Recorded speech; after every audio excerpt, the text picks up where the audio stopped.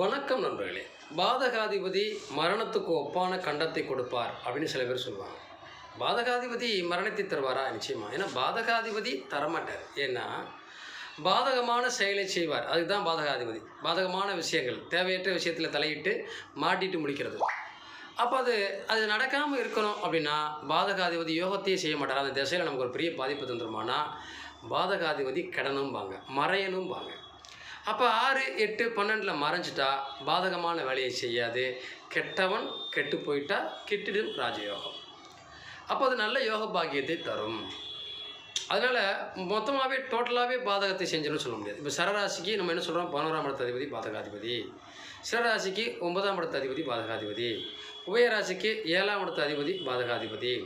ஆனால் இவங்க எல்லாருமே ஒரு வகையில் கொஞ்சம் மறைஞ்சு கெட்டு போயிருந்தால் அந்த திசை கண்டிப்பாக யோக திசையாக அமையுமே தவிர